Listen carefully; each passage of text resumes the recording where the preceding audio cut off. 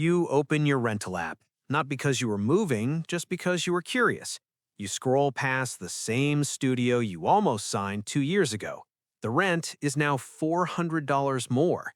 You scroll past a one-bedroom in a neighborhood you remember being affordable. It is not anymore. You scroll past a listing that says cozy, which you have learned means small, and vintage charm, which you have learned means old, and rent controlled, which you have learned means you will never leave, and then you close the app. Not because you found something, because you did not. And somewhere beneath the surface, a quiet question forms. What happened? How did renting become this? And why does buying feel even further away than it did last year? Let me say this clearly.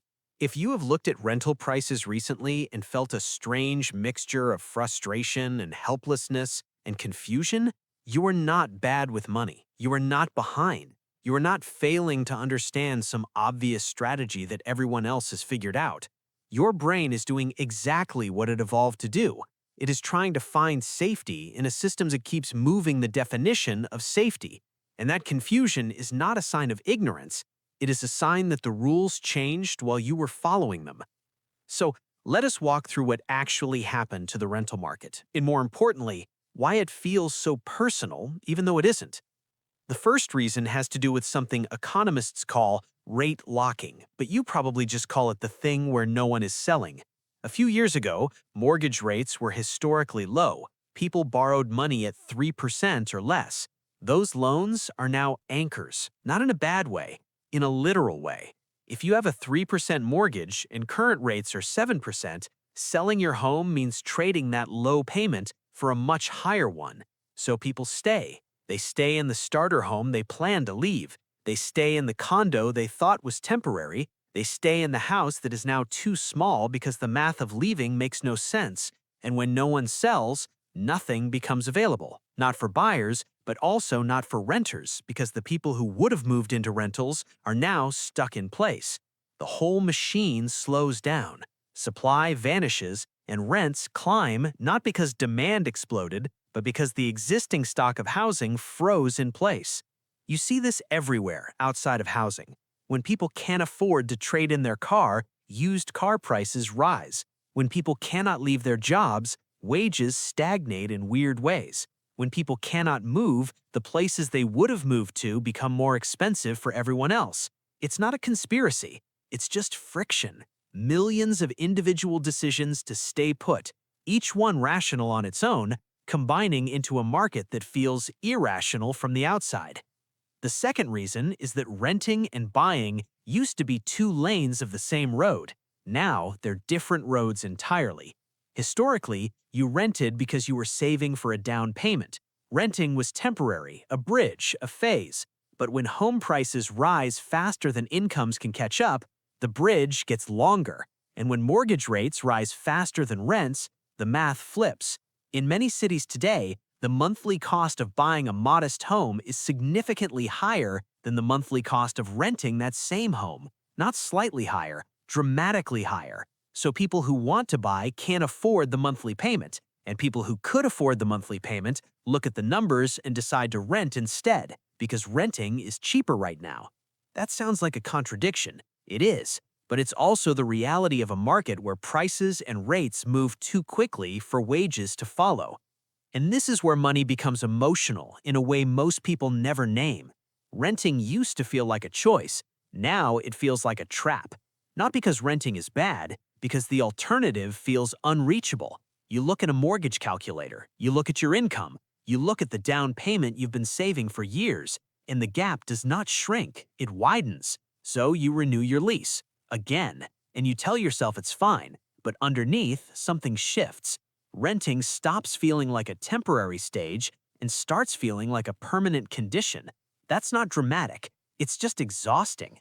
The third reason is that the rental market has been quietly financialized, which is a complicated word for a simple idea.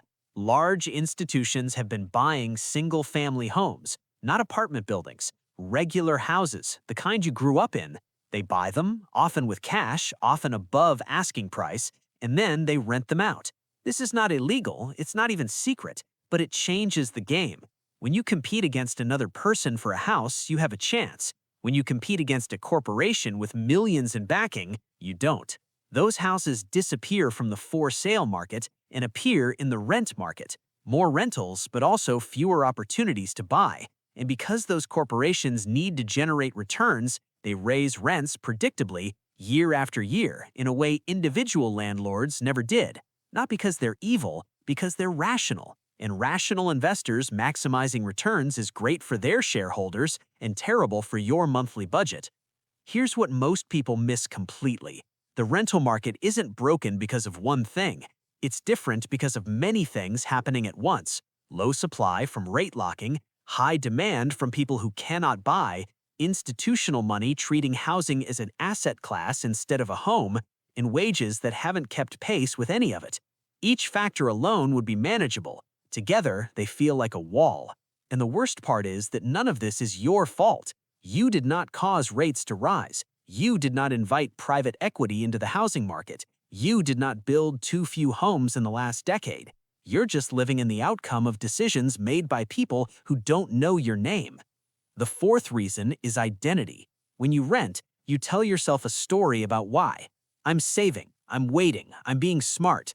But after years of renting, that story starts to wear thin.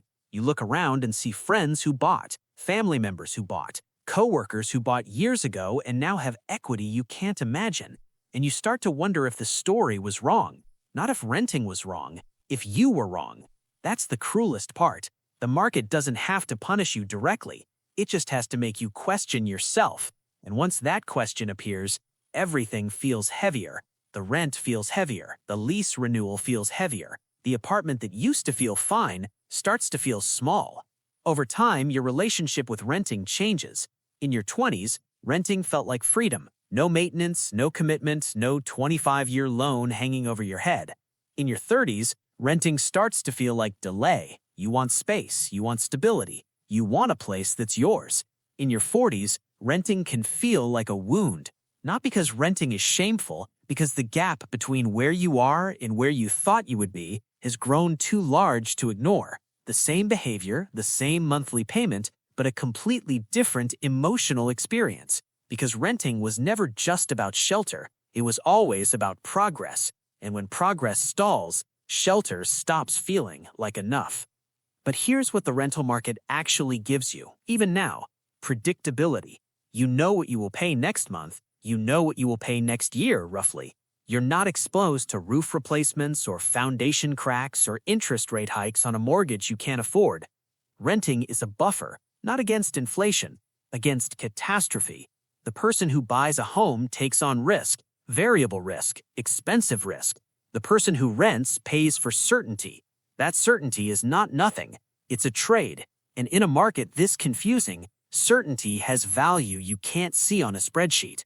So if you have opened your rental app recently and felt that strange, hollow feeling, if you have looked at prices and wondered how anyone affords this, if you have questioned whether you made a mistake somewhere along the way, you are not broken, you are not behind, you are not failing. You are living through a market that doesn't make emotional sense because it barely makes mathematical sense. Your brain wants safety, your brain wants progress, and right now, those two things are pulling in different directions. That tension is not a sign that you're wrong. It's a sign that you're paying attention. And paying attention in a market this strange is the only rational response to a system that stopped being rational long ago.